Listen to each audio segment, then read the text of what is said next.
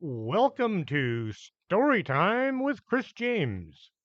This is the first exciting installment of Unhappy Birthday. Chapter 1 The Chair. Bob Bandolerium looked over the mess in the old antique store. It had seen better days, better months as well. He contemplated lighting a match and walking away. The thought of the fire department coming and arresting him didn't fit into his plans. The store had belonged to his dad, Dan, who had frozen to death in the middle of July. Bob thought the medical examiner was nuts. How could anyone freeze to death in a blizzard in July in Texas? The city had been after Bob for the last 7 months about cleaning up the mess that had been his father's antique store. The entire section of town was a mess, but not like the store. Maybe a bulldozer could just drive over everything and grind it into the ground. There were vacant lots all up and down the street. A few buildings were still standing, kind of, standing like a drunken sailor in a hurricane. There were some things still sellable, things that had survived the destruction of the building, the flood water from all the snow melting, the months of the building sitting unattended with all the windows broken out. Some inconsiderate person had left the front door opened and unlocked. He grabbed an old rocking chair that still looked sellable, and maybe get $20 for it. Chapter 2 End Soon. Pam awoke with a smile on her face. Her birthday was just around the corner, meaning she was almost an adult. She had also learned she was going to graduate, despite her best efforts. It wasn't as if Pam had tried to fail. She had done her best to pass all of her classes. The trouble arose from her best efforts not being all that good at earning her a passing grade. On one of her history exams, she had put down that aliens had built the Great Pyramids.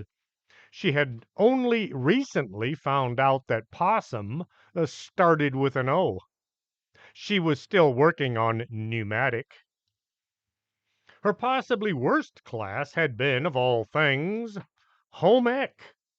Try as she might, Pam not only couldn't cook anything without setting things on fire, she had blown the room up during one of her baking tries. Even after her exposure to Chick-fil-A Pam, she still had difficulty with all the math and the chemistry involved in cooking. Go back and read The Bag Company Lost in Time for answers, or just pretend you know what's going on. At least her baking skills had improved. Her last couple of tries at making a cake had been edible, and Jackie didn't have anything to do with the last one. The story going around school was the new home ec room wouldn't be opened until a particular student either graduated or dropped out. That particular student just happened to be her. Pam had no intention of dropping out because Paula, aka Mom, would never allow it. Last week, a bunch of school board officials all came to the school for a ribbon cutting ceremony for the new home ec room. This could only mean one thing. She'd made it. Somehow. Mrs. Sandtiger was overjoyed by all the spices she now had in the storeroom. The school board was happy they didn't have to spend a lot of money purchasing new stoves. Merkel's grocery store had donated 10 nearly new stoves in Pam's name. Mr. Jeffries was making so much money selling cheese and spices, he felt it was only proper to give Pam credit, lots of credit, for his windfall. The school board was somewhat, as in a lot, perturbed. The stoves all had Pam's name inscribed on them in great big letters. Pam did all the things needed doing first thing each morning. Her hair refused to stay in any kind of a shape unless you thought static electricity was a good look. She trotted downstairs to see about coffee and maybe some food. Paula was in the dining room. Pam, you're up. I thought you were going to sleep all weekend to make up for last weekend. I thought about it, but I wanted to run by the office and see what was needed. Pam looked at the table. What's that? On the table where Pam sat any time there wasn't too many company necessitating her to sit in a corner with a huge box. At first she thought it might be her birthday present, but Paula never gave out presents ahead of time. Never late either.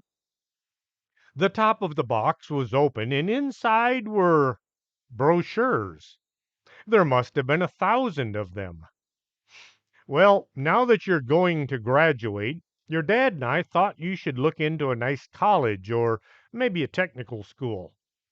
The normal course of action was to start looking long before graduation was near, like the year before.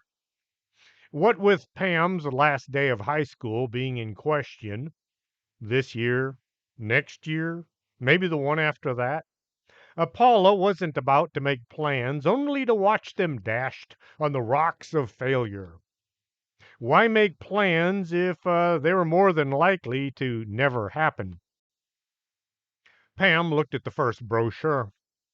The Jefferson School of Engineering? I don't want to drive a train. World leader Pam's face popped into the back of her head, saying, That's not what engineers do. She flipped through the first brochure. Paula had sorted the brochures based on location. The closer to home, the better. Cost, as well as the likelihood of Pam being able to get in, learn something, and get out without damaging the school or herself. You can take your time. You have, Paula looked at the calendar, a half a year to make up your mind. Paula hoped this would be enough time. Hmm, the Marshall School of Fine Dining. Is that some kind of cooking school? Pam looked at the syllabus. They teach you all about how to enjoy a meal, where to enjoy said meal, and how to pay for it once you've enjoyed. Pam flipped the brochure over a few times. Yeah, probably not. The way Pam ate, she usually ate what was in front of her and then wondered what it was. The next brochure was from the Ore City Painters School. Ah, maybe I could become an artist. Pam opened the leaflet. Every type of painting from residential to commercial. Students must bring their own white dickies. There was a picture of a guy on a ladder painting a wall. Paula was beginning to think just maybe she'd contacted the wrong kinds of institutions. She remembered she needed to pick up Pam's gift from the gift wrapping store at the mall. The store had taken quite a beating over the last 10 months. Must be their karma or something, Paula thought. I need to run. There's things. Pam looked at her mother. Go ahead, run over to your office. If you see your dad, tell him I'm going out looking for some new, used furniture. I'll be home about 4 or so. She grabbed a handful of pamphlets Pam had left on the table and shoved them back into the box, handed that over instead. Here, take these. You can look them over at work. Paula got a sad look on her face. It vanished as soon as Pam noticed it. Don't make any plans for this Friday evening. We're planning something special for you. Pam trotted out the door, her coffee cup balanced on top of the box, filled with what was maybe to be her future. It felt like it weighed a ton. Friday was her birthday. Well, actually, it was the anniversary of the day of her birth, but that's not what it's called. Her folks were making some kind of a huge party involving everyone she knew. Well, everyone they knew that she knew to attend. The first thing Pam noticed as she pulled into the dirt parking lot was the cement truck was gone. There was now a huge door where the truck had been sitting. Pam opened the door and looked down into the basement. There was a nice new set of stairs going down. Mr. Carbuncle had been busy. Well, his crew had worked all week getting the third set of stairs ready for use. Pam had come by several times after school, but she'd been so tired from her adventures underground she hadn't paid any attention to the building. The city inspector had been by earlier this week. He complained the building wasn't equipped with an elevator for folks in wheelchairs or who were too tired to climb stairs. Eddie had tried to explain why there was no way of putting in an elevator aside from the one used by Prince Wapo that ran on springs and pulleys. When the city official refused to sign off on the staircase, Eddie told him they would be more than happy to put in a ramp. Then the problem wouldn't be getting into the basement, but stopping at the bottom and maybe getting back out afterwards. When the man's cell phone caught on fire, his digital watch began playing creepy music, and then his two-way radio began making sounds like a machine gun being fired by a maniac. He signed the inspection form and then ran for his car. Walls were up around the slab where her dad and his partner new business was coming into being. The walls were just studs, and you could see right through to the other side. That big room with "Secret" written on it in the blueprints was opened as well, but someone had hung signs saying, "Don't look," in great big unfriendly letters on the studs. Pam walked over to the front door. Mrs. Oberhair was at her desk. She didn't bother to look up since Pam was still on the other side of the wall. Pam stepped through the door opening. "You must ring the bell to be granted access," Mrs. Oberhair said in a voice used to remove old paint. "Oh, sorry, I was just—" "The bell?" Mrs. Oberhair pointed one crooked finger at the wall next to the door. Pam looked, and sure enough, there was a button mounted on the stud next to the opening. She pushed on it, but nothing happened. Mrs. Oberhair said, "Enter," loud enough to be heard across the street. She sat there staring at Pam. "I'm here to see—" "Do you have an appointment?" Mrs. Oberhair gave Pam a look that said she probably didn't. Uh, as the interrogation was going on, Pam saw her dad walk from the room with "Don't look" on the walls. He walked over to the side of Mrs. Oberhair's desk. "It's all right. Pam doesn't. She must pass through security. You don't know if she is a spy working for the enemy or not." Mrs. Oberhair was flipping through her book of suspicious persons. She stopped on a page and examined it carefully. She looked up at Pam and then back down several times. Finally, she slammed the book shut as if to make a final point. A pass was handed over. "Here is your visitor's pass. Keep it on you at all times. You are only allowed to be in any room as long as you are accompanied by one of the staff. If you are found wandering around, you will be dealt with severely." She folded her arms and stared at Pam. "Uh, thank you." Pam hung the pass around her neck and then followed her dad back to the secret area. better known as research and development. As they stepped into the room, Al peeked around the corner to be sure Mrs. Oberhair was still at her desk and not following them. Pam just looked through the wall. Pam quickly passed on Paula's message before she forgot. "What are you working on?" Pam looked around the room. "I got to thinking about what you said about being transported across town inside one of our stoves." Al patted the machine with his hand. "I had no idea it would do that." He got a bit of a worried look on his face. "We need to find out if somehow we broke the laws of physics." "Is building a time machine any more of a lawbreaker than building a transporter?" Pam didn't even know there were laws of physics. "There aren't any physics police, are there?" Al looked at his daughter for a minute. "I never thought of that. We got so wrapped up in building a faster means of cooking, we never thought it might not be possible to build it." After thinking too hard about what he'd done, Al opened the oven door. "How did you get this thing to work?" Pam thought about it. "Well, we all got inside, and I asked Belle how she made the oven go. She said she didn't know. I opened the door, and we were here." Al was still looking closely at the oven. "Einstein said that time travel was possible, but the power supply was the biggest problem." Pam had a thought.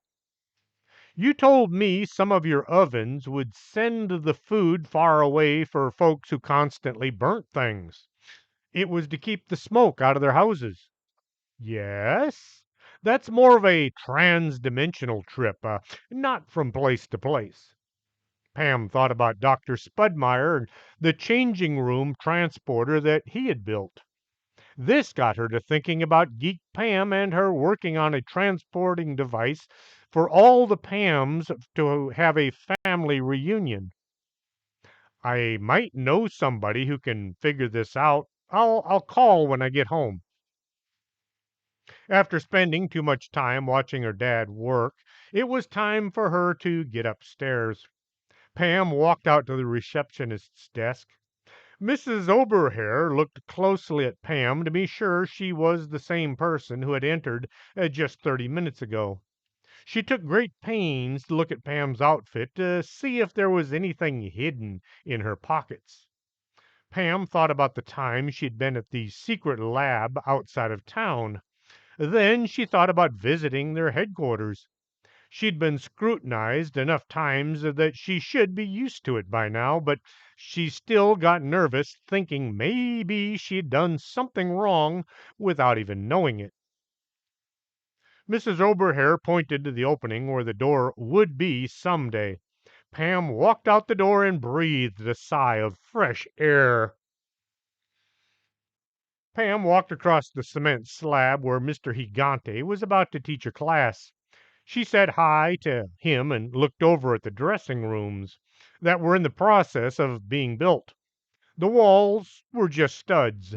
On the other side of the wall, a few Civil War soldiers were getting undressed. It took Pam a second to figure out what they were doing. "Oh, shoot!" She quickly covered her eyes and moved on. Pam was about to take the stairs up when movement caught her eye. There was something under the stairs, waiting to grab her legs as she went up. Pam was about to run over to Mr. Armstrong's office, but the movement looked less hostile and more confused, if movement can look confused. She moved to the side to get a better look. There was a man, in desperate need of a bath and a change of clothes, laying on the floor clutching an armload of cheese. That's just too weird. Pam thought back about the zombies that they had run from and then transported back into normal people. That had been 6 days ago. They had assumed, and you know what that means, they had gotten everyone. Mr. Armstrong had brought in a bunch of Boy Scouts to the airport and then sent them down into the tunnel to search for any stragglers. They had found several zombies wandering around, tripping over spilled cheese and spice. Sarah had been sent for to bring the magic wand and transform them back into themselves, and were now back doing whatever it was they did when not under the control of the MIBs. Well, I guess we missed one. Hildy was sitting at her desk. A copy of Receptionist's Daily was open in front of her. Here are your messages, and a woman is waiting to speak with you in the coffee shop. Hildy smiled. Pam had to look close to be sure that this was her and not her sister. Hildy was well dressed. Her hair was styled into something presentable. She even had on a dress. The old beat up running shoes let Pam knew that this was not Hilda. Pam thanked her and lifted the phone handset. She dialed the number she knew better than her own and waited. Sarah picked up on the second ring. Sarah, you still got that magic wand? Pam said she'd be right over to pick her up as soon as she took care of the woman waiting in the coffee shop. A young lady, or woman, maybe a teenager, an older teenager, was sitting at the bar. The prince was laying on his back right in front of her, waiting for his belly rub. She had shoulder length brown hair. Her square glasses were a bit too big for her face. She had on an orange turtleneck sweater over a darker orange skirt. Her knee socks were the same color as the sweater. This was over a pair of dark orange Mary Jane shoes that matched her skirt. Pam had an overpowering feeling that they had met already. Howdy, Pam Bogus. Have we met before? She held out one hand. The oldest teenager shook hands. No, but I get that a lot from just about everyone. She was drinking something orange and foamy from a tall glass. It looked like a milkshake. Pam didn't know or think that Mr. Techno had a shake machine hidden somewhere behind the bar. Wilma Dinkins. She held out her hand, so Pam shook it again. What can the Bogus Anomalous Group do for you? Pam looked around for something to write on. Eddie pulled a form from under the bar, which Prince Wapo immediately came over and laid on. Not to be deterred, Pam tried to write on the page anyway. The prince grabbed her pencil, and he refused to let go.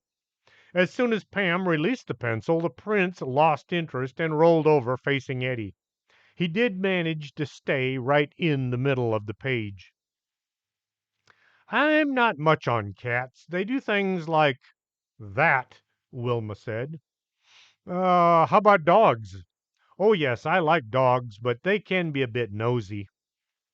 Pam needed to sit so she could write without having the prince between her and the forms. Let's move to my office. Pam led Wilma over to a far corner of the coffee shop. There was a card table there with a pile of forms stacked on a shelf right next to it. There was a sign with with the image of a cat on it, with a red circle and a slash mark through the middle. So far, this had kept Prince Wapo from claiming the table as his. Eddie had put the sign up. What can we do for you today? Pam pulled the I need help form from the shelf. I'm not looking for solutions. I'm looking for a place to work out of. Wilma looked around the library coffee shop. I heard you guys were good and the prices were reasonable. Oh, you want to join the bag company? Pam put the I need help form back on the shelf and grabbed the I want to join form. Susie Quartz had generated all kinds of useful forms during her brief position at the bag company as receptionist. Now that she was no longer available, Dorothy was doing her best to keep the paperwork as well as the library in some kind of workable shape. She didn't have Susie's abilities or drive or clerical wizardry, but she did have her body. No, she does not have a body hidden away somewhere. Susie, as well as a whole bunch of other personalities, all shared the same body, as in, she had split personality. Pam wrote Wilma Dinkins on the appropriate line. Can I see your driver's license? We need to keep a record of it in case of emergencies or accidents or crazy people coming in and applying for jobs. She didn't say that, she just thought it. Wilma reached down and pulled her license from her right sock. Pam wrote the number on the line just under the name, making a note to keep an eye on this youngish woman. What is it you do that the bag company can benefit from? Pam didn't like the way that question sounded, but she couldn't come up with a better wording. I investigate mysteries. I go to the scene and I figure out if the monster or the ghosts are actually monsters or ghosts or just people in disguise. Pam wrote down investigator/debunker on the line for specialities. She pulled a bunch of pages all stapled together and began flipping through them. We have one office available. It's a B2H. It's in the basement on the second floor. Oh? How can it be in the basement and on the second floor at the same time? Wilma had a more than curious look on her face. Come with me and I'll show you. Pam led the new investigator to the stairs, going down to the basement. At the first landing, she turned and walked over to the deck that ran around the new office complex. B2H is around the back side, close to the gym. I hope the sound of ghosts working up a sweat doesn't bother you. Mr. Gigante was in the middle of a gym class, doing something that looked painful. He was counting out loud for the dozen ghosts that were working out along with him. 1, 2, 3, stretch that muscle. It looked like he was trying to pull his foot up over the top of his head from behind. Some kind of electronic synthesized music was playing. To Pam, it sounded like bagpipes and accordions being played by folks that were mad at each other. If the music is too loud, we can try and switch you with somewhere upstairs, though I don't think anybody is looking to move right now. There's someone dressed up to look like a witch. Wilma pointed over Pam's shoulder. Oh, that's Belle. She works. Hey, come back here. Pam watched as Wilma went running down the stairs and over towards the old coal room. Belle had just stepped out from her lair, as she liked to call it. She was dragging a huge sack filled with trash. Belle didn't produce that much trash. She'd gone out to the curb and wandered up and down the street collecting other people's trash to see what she could use. After sorting through a dozen bags, she was taking what was left back outside. A strange, very young woman or girl older than Pam, in an orange turtleneck sweater, accosted her. Wilma grabbed Belle by the back of the cloak. She pushed her head, her Belle's head, out of the way and was trying to grab the mask that she knew had to be there. Hey, no fair sneaking up on me like that. Belle tried to wiggle loose from this crazy woman or girl. She was strong for her size, which was a few inches shorter than Belle. With fingers searching all along the back of her neck, trying to find the mask that wasn't there, Belle began to panic. She thrust one hand up into the air and said, Mutatio M. Stelio, with great feeling and a total lack of deliberation. Wilma was transformed into a newt. Do the physics. She became a 110-pound newt. Turning something into something else wasn't the problem. It was the mass that had to be taken care of.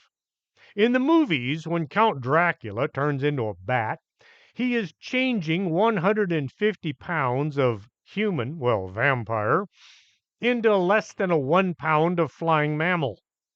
What happens to the rest of him? Wilma's skin was bright green with black splotches, unlike Belle, who was light green with no spots. The orange turtleneck sweater, the dark orange skirt, her orange underthings, the socks and shoes all wound up laying in a heap at her feet, as the newt's body was not designed for such clothing. Well, it may have been the other way around. Sweaters and dresses were not designed to stay in place on a newt. Wilma began waving her hands in the air and running around in what looked like panic. Belle, quick, turn her back. Pam was trying her best to do not panic. Why should I? That crazy person attacked me. Belle considered running back into her lair and locking the door. She realized that there was no lock. Pam tried to come up with a good reason. Then she tried to just come up with a reason. Because she's now a bag member, like family, only Pam thought hard about how to finish without having to have dinner together. Wilma was trying to grab her clothes and pull them back on. Her arms were really short, as were her legs. The body was long, just like Martin the gecko. Who is Martin the gecko, you might ask? He's the Geico gecko. Look it up if you think I'm wrong. His name really is Martin. Nothing was staying in place. She tried to say something, but all that came out was a croak, croak sound. Belle held her right hand up in the air. She got a thinking hard look on her face. She switched to her left hand up in the air. Tergum ita pristini, I think. Nothing happened. Uh, more nothing happened. Tergum pristini sui. Still nothing happened. Tergum via humanus. Still no Wilma. The ghosts working out on the gym floor were all now watching intently as Belle tried to undo her spell. Mr. Gigante was torn between fascination and worry. Does this kind of thing happen often? He asked Pam. Oh, no, not often. I think this is the first time. Pam looked at Belle. Can you fix her? I'm trying my best. Belle was working up a sweat. Soon a crowd had gathered, all watching to see if Belle would be able to turn Wilma back into a human. Word has spread as far up as the attic. Sharma and Dan were both there. Pam heard someone giving odds on which way her magic would go. The more people that showed up, the more desperate and pale Belle became. Her skin went from seasick green to a very light gray. Look, I can't work my magic with everybody watching. You make me nervous. The witch was sweating so hard her cloak was beginning to drip down around her ankles. Pam channeled her world leader Pam and tried to take charge. Okay, folks, show's over. You probably have customers upstairs waiting on you. She tried to look serious. Belle, grab an arm. Pam got a hold of Wilma's right arm and then began to drag the not very willing newt towards Belle's lair. Belle got the other arm. Wilma tried to escape. Eddie managed to get the tail in his grip and helped carry the newest member of the bag company into the coal room. Once Wilma was laying on the lawn chair, Eddie made good his escape, heading back upstairs to see about more coffee and maybe a new sandwich or two. He'd become inspired watching Wilma the newt jumping around. Wilma got busy crying. She kept making that croak, croak sound. Pam looked at Wilma. What do you need to turn her back into a person? This was directed at Belle. I need a vacation. The look she got from Pam told her that this was not the time. Okay, I need a new career. Pam did some more of that thinking she'd been working on. You held one hand over your head. She tried to get Belle's full attention. You said something like, Klaatu Barada Nikto, or something like that. Pam couldn't remember if this was what Belle had said or something she'd heard from a movie. That's not what I said. That's from that Bruce Campbell movie, Army of Darkness. I like the old lady in the well. Belle got to thinking about how she would have handled having two guys dropped in on her in the bottom of a well. What did you say that changed her into a lizard? I didn't turn her into a lizard. Lizards are reptiles. Newts are amphibians. Belle knew her creatures. What did you say that turned her into an amphibian then? I said mutatio em stallio, which means change into a newt. Belle began looking for some way to escape her own lair. Okay, how do you say change into a human? Oh, that's easy. You say mutatio ferrum humanus while waving your your left hand over your head. The sound of a young woman crying, her eyes out, filled the room. Oh, shoot! Pam ran out the door and grabbed all the clothes laying in a heap where human Wilma had been standing. Oh, Lord, that was just horrible. I licked my own eyeball. I had a tail. Somebody was pulling on it. Wilma had managed to get dressed without too much difficulty. She kept looking at her hands and feet to be sure they were hers once more. Pam was about to ask Belle to apologize for turning Wilma into a newt, but then she had a thought. You might want to apologize to Belle. She was talking to Wilma. You did attack her, after all. Wilma leaned in close. I think she's a real witch. She looked at Belle. Not somebody in a costume. She did more examining of the green woman. Pam just gave her a motherly look. Well, she hoped it was a motherly look. She'd seen it often enough from her mom. I'm sorry I attacked you. I thought you were pretending to be a witch, and you were going to pretend to turn me into a newt. Belle gave her a sideways look. Next time, pick on someone your own size. Belle was actually several inches and a few pounds bigger than Wilma. Pam plopped down at the coffee bar. Well, that went well. Eddie handed her a triple espresso with extra sugar. You look like you need this. Well, that has got to be the worst thing that has happened this week. Pam thought about it. Seeing as it's Saturday, the week is about done. Hortense and Dolores came running into the coffee shop. Two large Americanos to go, and make it quick. Dolores had a suitcase in one hand, and Hortense was holding a huge black bag. Pam looked at the two scryers. What's going on? Is there an emergency in need of your talents? No, somebody is offering a huge prize. Huge as in really big, for anyone that can prove that scrying works. Dolores grabbed one cup and Hortense the other. We'll be back in a few days. And with that, the two headed out the door.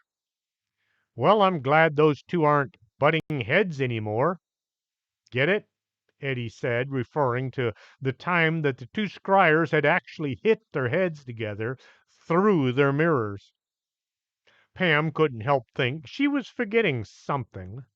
No, it was someone. Oh, shoot, I forgot Sarah.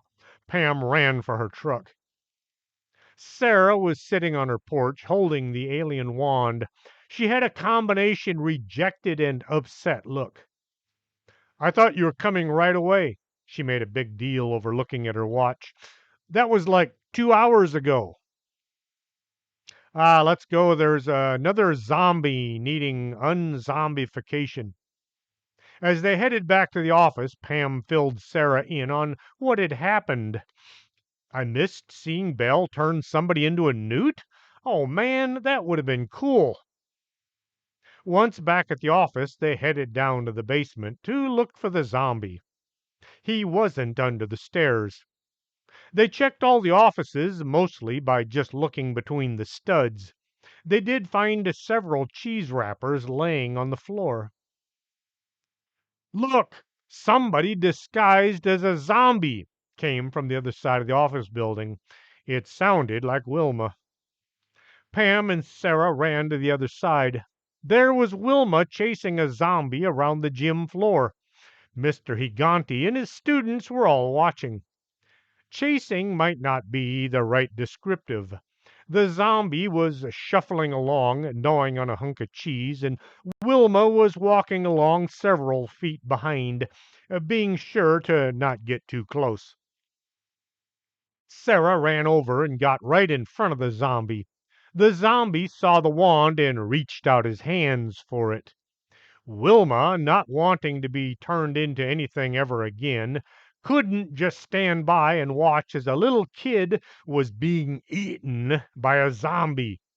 She jumped the zombie from behind. The pair fell to the floor in a pile. Sarah raised the wand over her head, hoping it would do what was needed since she had no idea how to make the thing work. A light shot out, turning the zombie back into himself. It also turned Wilma into a zombie. Oh, shoot. Quick, do it again. Pam thought maybe she should have gotten the former zombie out of the way first. She grabbed the man by the arm and tried dragging him away from Wilma. The former zombie was still trying to get his wits about him. He looked at Pam. That not every day a young girl tries to capture me. He could feel arms wrapped around his body. Looking over one shoulder, he screamed, "There's a zombie trying to eat my brains!" He began punching and kicking Wilma's zombie. Pam and Sarah managed to get the two separated. The former zombie definitely needed a bath, maybe several, and some new clothes. Okay, now turn Wilma back. Pam felt as if they had just gone through this just an hour or two ago. Sarah held the wand up over her head. Nothing happened. She tried shaking it to get the energy working. She held it up over her head once more. Still nothing. You don't suppose it's out of gas, do you? She tried looking down the barrel once more. Pam was getting desperate. Try it again. Sarah held the wand up over her head, and a light hit Wilma as she was back to being herself once more. Oh, man, I feel like somebody just beat me up. A lot. After finding out who the former zombie was, Pam gave him a ride over to Merkel's so he could get his car. He had to ride in the back due to the smell. After consuming enough coffee to get through the day, at least the last part of the first half, Pam went to check on the gang. Sarah went back down to watch Wilma, not to keep her out of trouble, but to see if she could catch a photo. She was using Mr. Techno's camera again, the one that actually used film that needed to be developed, so she could photograph her being transformed. Cassandra had taken a few days off to clear herself. She was heading to Enchanted Rock to commune with nature or something like that. Pam wondered how she was going to be able to get to the top of that huge rock. Maybe she'll just commune around the bottom. Madame Dingus had moved back down to the second floor. Her clients tended to be a bit old side, and having to climb all those stairs was having a bit of an effect.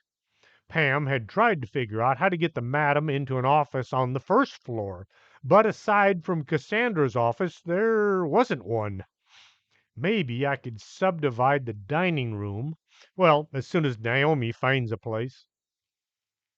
Pam knocked on the door to room 2D. When she heard what sounded like "come in," or maybe it was "hum thin," the madam was sitting at a card table. She had her tarot deck out and was busy reading for someone. There was a dog sitting across the table from her. The dog had a big smile on his face, or maybe it was her face. "Pam, dear, how is everything? I was just sitting here waiting for my next client when this wonderful dog came in. I had a feeling I should do a reading." Pam looked at the dog and then the madam. "How's it going?" I'm not sure. Everything seems to be related to running around and barking at cars." Pam wandered down the hall to see how Hilda was doing. Once she was back on her platform heels, Hilda offered Pam a healing. Pam thought about all the reasons why she should pass, followed by saying, "Sure, I could use a bit of a straightening." Pam could just see the top of Hilda's head. She was on her knees, but couldn't get up any further. Her dress was trapped under her feet.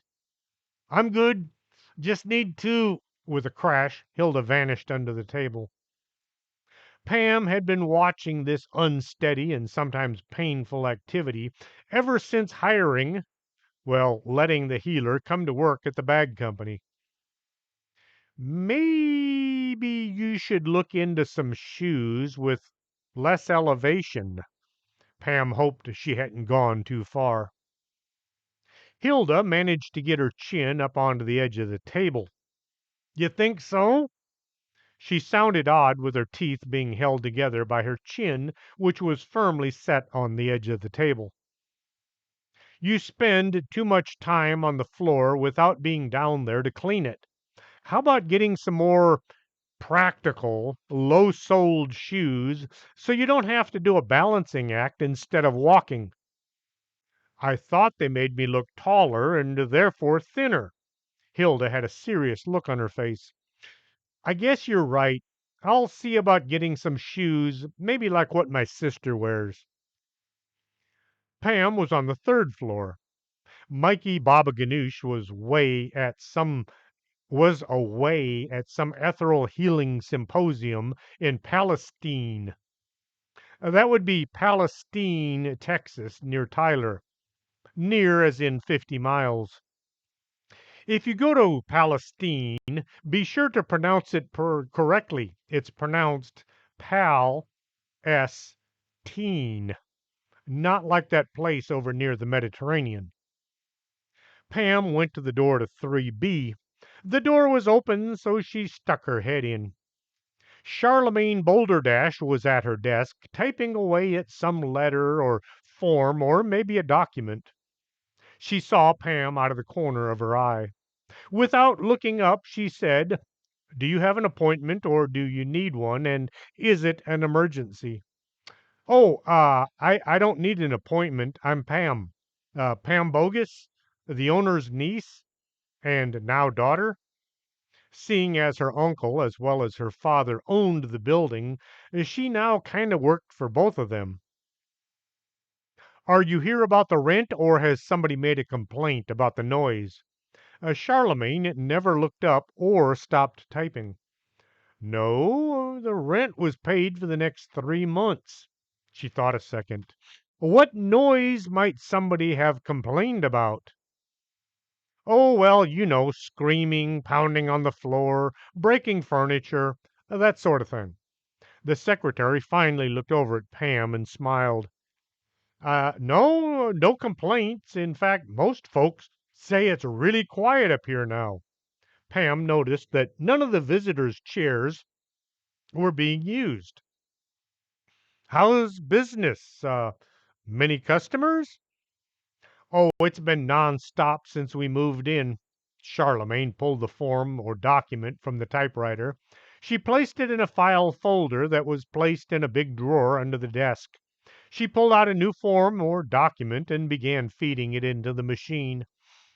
Pam looked around the waiting room and wondered, did the doctor actually have clients? Or no, that's just too weird. The door to 3E was open. Gertrude Katzbox had a client in her office, a very large man with lots of tattoos, and what had to be biker's colors. He was laying on the floor.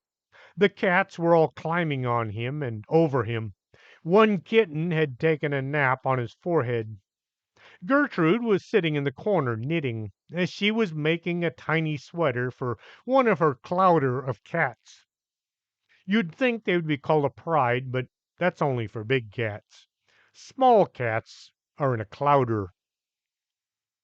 Pam noticed the large man looked about the right age to have belonged to some motorcycle club.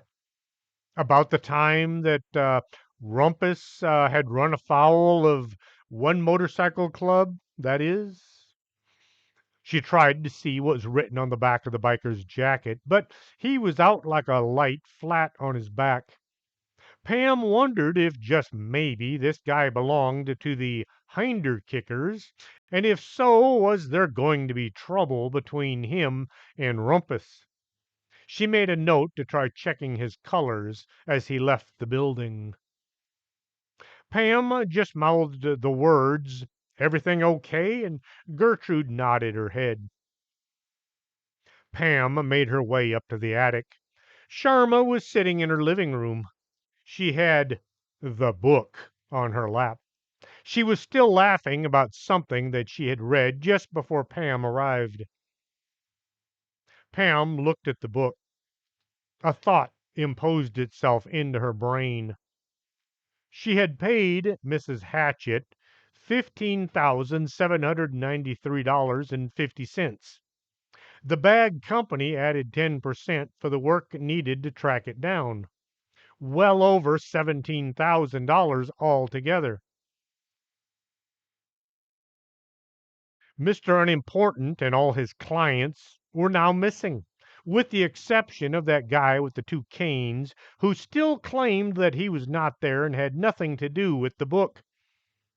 Pam was beginning to worry that just maybe Sharma, with Pam as her accomplice, had committed some form of grand larceny. Did did we steal that book? Pam slapped one hand over her mouth. Too late. Sharma looked at Pam with a sudden look of desperation. No, I'm positive. No way. We only borrowed the book. I'm just holding it until the real owner can come claim it. She kind of clutched the book as if it were her most valued possession. They sat in a kind of uncomfortable silence for a few minutes. Pam finally asked, "You guys will be here Friday evening, right?" Oh, yes, Dan said something about a paranormal gathering at the Waverly Hills Sanitarium in Louisville, Kentucky. The get together is set for Tuesday and Wednesday to avoid the ghost hunters on the weekends. We should be back well in time. Pam had already found out that time meant very little to ghosts. Being dead, they didn't follow any kind of a schedule. Days of the week were all the same. Sharma suddenly realized that she needed to find something for her best friend's gift. After saying all the things that friends say who haven't seen each other in days, Pam headed down to her office. As she was coming down the stairs to the first floor, she saw that huge guy with all the tattoos stepping out the door. She couldn't make out what was written across the back of his vest at this angle. She tried to run faster, knowing that this was not a smart or safe thing to do. Just before she could fling the door open, Pam heard the sound of a motorcycle pulling away. Once out on the porch, all she saw was dust. Pam kept thinking she really should get the madam down to the first floor. Some of her clients were having to see Hilda before they could see Madam Dingus for their readings. The dining room was huge. It could probably be turned into 2 or 3 offices, maybe 2 big offices with a hallway. Pam went to the dining room and knocked on the door. Naomi might be in, since the company car, which now was included on the status board, was in the barn. Naomi called for her to come in. There was furniture all over the room. Clothes were hanging from clothes racks that Grandy had found in the barn while looking for cooking equipment needed by the Civil War ghosts. They hadn't asked Grandy, seeing as he could only see dead people laying around wherever they had died. The request had been passed on by way of the yard goat, who had gone to see Carol, and she had asked Grandy to search for cooking equipment for the ghosts who were now making moonshine and they needed more cooking things. Pam checked with Naomi to see if she needed anything and if she was having any luck readjusting to life and just maybe finding a nice apartment somewhere. As they talked, Pam was mentally dividing the room into office space. Naomi was glad that the folks at the bag company had taken care of her things, moving as much to the office as they could after she had vanished into that bowl of water. She was especially glad that Pam had found her and rescued her from Mr. Thresher. They were sitting at the dining room table, which was scooted up against the dining room table that actually belonged to the room. Last weekend, as we were running around looking for cheese and spice, something odd happened. Pam thought nothing but odd things had happened, but she managed to keep this thought inside her head. Mr. Vargas was drawn to a building.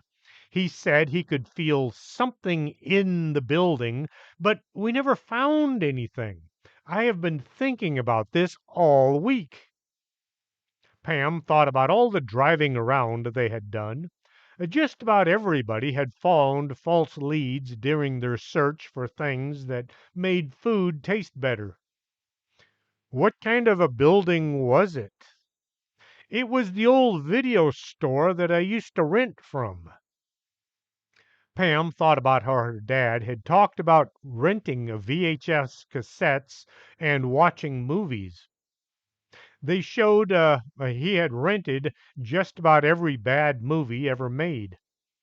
Pam had discovered something called Mystery Science Theater 3000 on TV one weekend. They showed old movies that nobody would watch, but made them funny by changing the dialogue. I know what he was feeling. He was drawn to that building because of the cheesy movies they used to have there. The atmosphere must have been indelibly plastered to the walls. The prince was sitting near her table with a begrudging look on his face. He was contemplating how he would remove that sign. The nerve of some people restricting his ability to lay claim to anything that he wished. Pam was looking at all the brochures her mom had collected for her over the last few weeks. Somehow Paula had found out that Pam was going to survive high school long before she had, Pam, that is. Maybe it had to do with Mr. Hammerhead having been her classmate. This one sounds interesting. The Dallas School of Funeral Services. Well, too bad it's in Dallas. Pam had an aversion to driving anywhere near that too big of a city ever again. The Commonwealth Institute of Funeral Services. Pam thought about it. The traffic in Houston can't possibly be any worse than Dallas, can it? Did Pam even want to work in the funeral home with dead folks who would probably want to talk to her all the time? She set both of these flyers aside for future consideration. The entire boxful that took two hands to hold wound up in one pile. There were only a few that Pam would even consider looking into. The Mount Pleasant School of Ghost Investigating. Pam wondered if it could possibly offer her anything. The Sulphur Springs Institute of Illusions. Probably not. Pam piled all the brochures she would rather not look into on a couple of shelves behind her desk. Sarah came over and sat down. She had a disappointed look on her face. She hasn't turned into anything all weekend. All afternoon, sorry. And with that, I am going to break off here with this exciting installment of Unhappy Birthday. Tune in next week for a continuation of this misadventure into a young girl's worst possible birthday on Earth. Until next time, this is Chris James for Storytime.